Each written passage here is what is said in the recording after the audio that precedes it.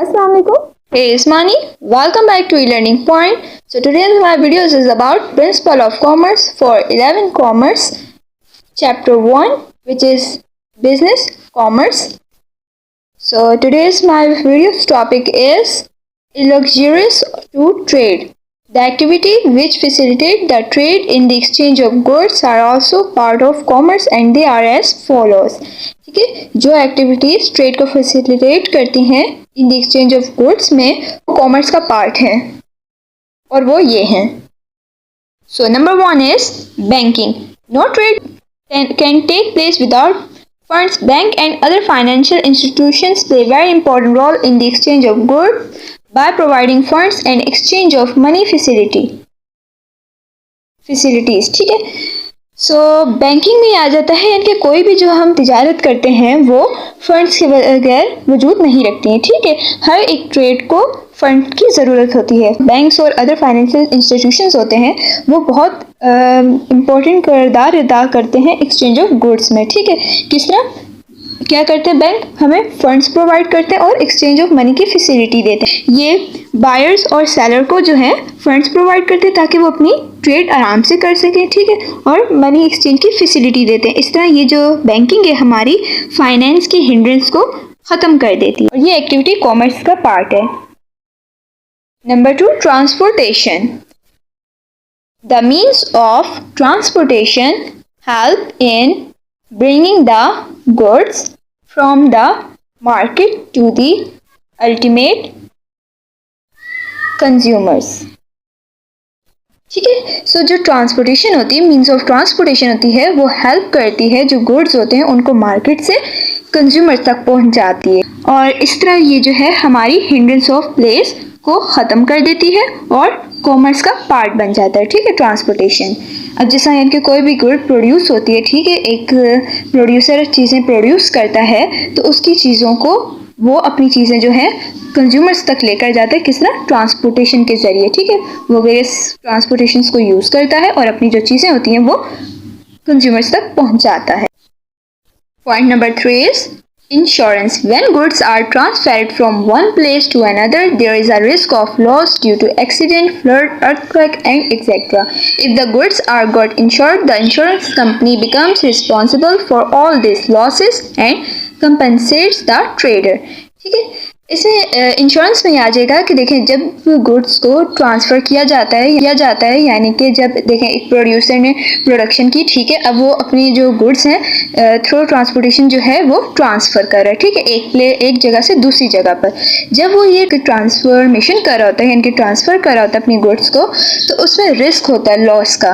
आपकी जो चीज़ें हैं वो प्रोड्यूसर की जो चीज़ें हैं वो एक्सीडेंट में यानी कि उसका नुकसान हो सकता है, एक्सीडेंट हो सकता है, फ्लड के ज़रिए चीज़ें उसकी ख़राब हो सकती हैं, अर्थक्वेक के ज़रिए हो सकती है. ठीक है, और भी काफ़ी सारे जो यानी कि काफ़ी सारे रिस्क होते हैं. ठीक है, जब एक चीज़ ट्रांसफ़र की जाती है. ठीक है, अगर चीज़ों की इंश्योरेंस करा ली जाएगी, अगर वो इंश्योर्ड होंगे, ठीक है, तो जो इंश्योरेंस कंपनीज होती हैं वो फिर उनकी जिम्मेदारी होती है कि अगर वो चीज़ों का लॉस होता है तो वो क्या करती हैं, वो कंपनसेट करती हैं ट्रेडर्स के साथ. ठीक है, in this way the insurance company helps in the transfer of goods and removes the hindrance of risk of loss and become a part of commerce activity. Point number 4 is warehousing. When goods are produced, it is not necessary to be sold at the same day at the required prices. So the producer has to store it for some time in order to save it from the destruction and to get required amount of profit. ठीक है, goods produce की जाती हैं तो ज़रूरी नहीं है कि वो उसी वक्त सेल हो जाए, उसी दिन. एक प्रोड्यूसर की रिक्वायर्ड अमाउंट होती है कि उसको इतनी प्राइस पे इसकी जो चीज़ है वो सेल हो जाए, तो वो ज़रूरी नहीं कि वो उसी वक्त सेल हो. ठीक है, तो जो प्रोड्यूसर होता है क्योंकि वो एक लार्ज स्केल पे प्रोडक्शन करता है तो उसको चाहिए कि वो अपनी चीज़ों को सेव करे ताकि उसकी चीज़ें ख़राब ना हो, कोई उसको लॉस ना हो. ठीक है, तो इसलिए उसको वेयर हाउस की ज़रूरत होती है, वेयर हाउसिंग की ज़रूरत होती है जिसमें वो अपनी चीज़ों को सेव कर लेता है. ठीक है, और फिर वक्त आने पे वो अपनी चीज़ों को मार्केट में सेल करता है और रिक्वायर्ड अमाउंट ऑफ प्रॉफिट होता है वो उसको मिल जाता है. ठीक है, तो वेयर हाउसिंग जो है वो बहुत इम्पोर्टेंट किरदार अदा करता है और ये बहुत इसेंशियल पार्ट है कॉमर्स का.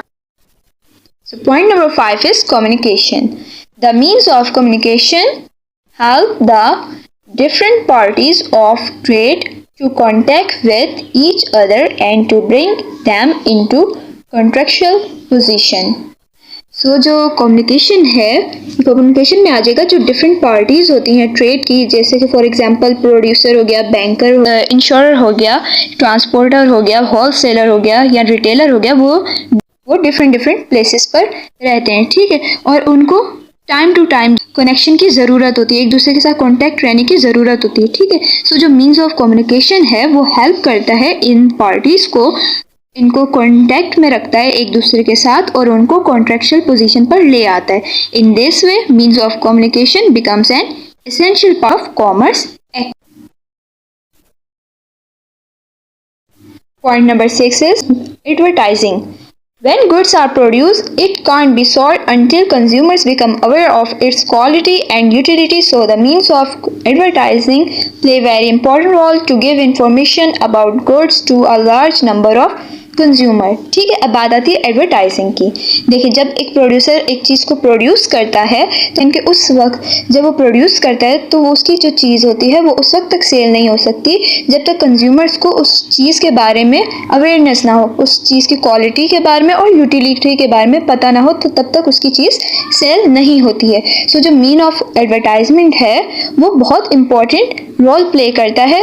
वो कंज्यूमर्स को उस प्रोडक्ट के बारे में इंफॉर्मेशन दे और एक लार्ज नंबर ऑफ कंज्यूमर्स तक इस इंफॉर्मेशन को फैला देता है advertisement. In this way it becomes a part of commerce activity, क्योंकि ये ट्रेड को फैसिलिटेट कर रहा होता है। Point number 7 is middleman. The producer is busy man and he can't perform all his activities himself. He has to hire the services of some person who works on his behalf as his agents and get the reward in the shape of commission.